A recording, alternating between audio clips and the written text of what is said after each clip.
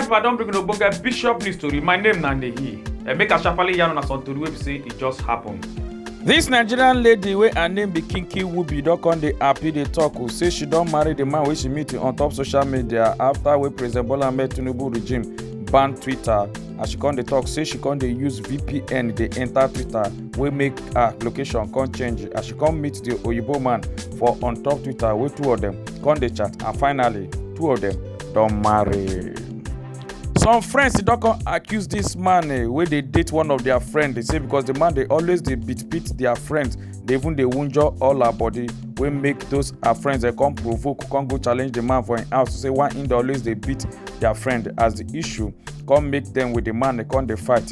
As the man they come later come use a call up police, come arrest his own girlfriend will be their friends. Come talk, say in know they touch the girl, come they lie, say now the girl. Now in the first of all they harass her.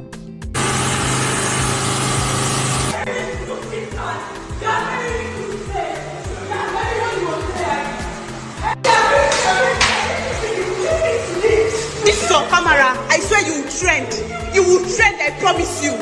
The Court of Appeal for inside Abuja Division don't come declare Alhaji Tajuddin Ibukunle Barowa as legally recognized president of the National Union of Road Transport Workers, will be NURTW, on Friday, November 15th, 2024. And they can't disqualify Musliu Akisoya, aka MC Oluomo, after we say they don't swear at him as the president of NURTW. The Omonge senator wey name be Dino Milaye don come dey laugh as he come talk. Say some Tinubu supporters dem go always dey beg am for money. Say na so he go just bring out him check like say he wan sign money for them. He come write on top the check say renew hope, wey be say na him be APC slogan during the election. 42-year-old nurse wey dey work for UNICEF wey their office dey for inside Calabash, Borno State, wey Boko Haram be kidnap her for inside 2020. The Deputy Major General wey be Kenneth Chibu don't come out to come talk. Say the woman don't escape, come out for Boko Haram the camp, and as since 2020, now they kidnap her. The way we say she dey travel, they go from Kaduna State. Ogbonge gas explosion don't come happen for inside marginal Jibia for Katsina State as the fire come burn plenty houses them and also cars them. Now the way we say one tanker we say carry cooking gas come explode as plenty people come rush come out to go the place if they go fit help to quench the fire. Inna lillahi wa inna ilaihi raji'un. Kurude kowa ya rude. Inna lillahi wa inna ilaihi raji'un. La ilaha illallah Muhammadur Rasulullah. Inna lillahi wa inna ilaihi raji'un. Ga tanan ta hala shiga shaguna. Inna lillahi. Kowa ya jaye. Inna lillahi wa inna ilaihi raji'un. Kowa ya jaye, kowa ya kauce. The Enugu State Government Police Command don't arrest the armed robbers who say they join body take by the chairman of the Ogbeta Main Market Traders Association, will be Chief Stephen Aniago, and they can shoot and take by on 14th of September 2024. Mr. Jubril Falalo don't confess, saying follow join body plan for his own brother kidnap, where Omila bandit them be kidnap his own brother, so he go fit collect ransom, and this will get happen for Samagam community for inside Kankia local government area of Katsina State.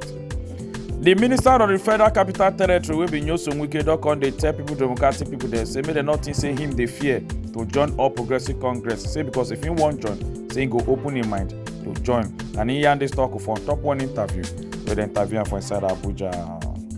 Kasala don come burst for inside Olumba Obu wey be the Brotherhood of the Cross and Star as plenty of the church members they don come dey provoke as the Congo scatter Roland Olumba Obu picture wey be say they hang for inside the church. Say they not go worship him again as their gods to come dey talk. And na during wey this gbege happen, Roland himself be dey travel dey go abroad to go do checkup, say because he not well. And this gbege happen after we say that they find who we go take over if Roland Olumba Ufbai we go take over from him. Now wetin come cause kasala for inside the church. They don't catch this woman where they talk say she be half caste as she tried to go scam one lady for inside her shop, which go send fake alert of 518,000 naira. And so the women they wait they can't catch her, can't they give her slap, we make her can't they cry. Why did you come to my shop to do? I came to buy this thing from you, but I didn't have the money to pay. Madam, you didn't have the money to pay. Yeah. Well, how much is the thing you now collect? Everything, 518. 518,000 naira is the market you plan to scam me for. and you say you transfer money through USSD code. You even show me a lot, oh. You know you do like this. You say done, and you say they debited you. One man for inside Abuja don come dey cry well helplessly after when him house come dey burn fire and no fire service to even help to come quench this fire, and this gbege happen for number 66 road Gwaripa for inside Abuja. No fire service. See, my house is burning. My house is burning. My house is burning. Nobody to help. No fire service. See, Wike, do something.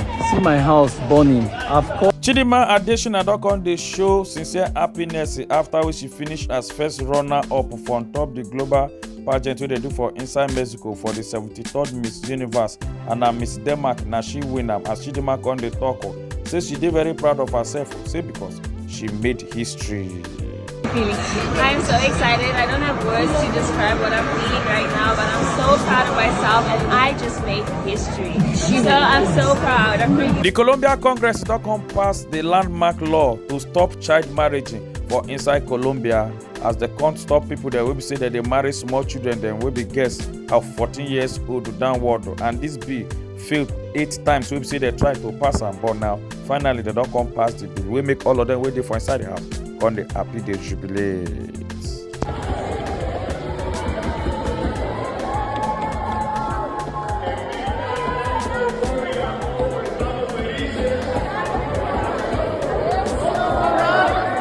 Yes, now Bishop News O'Clock. My name is Nanehi. Make una enjoy your day.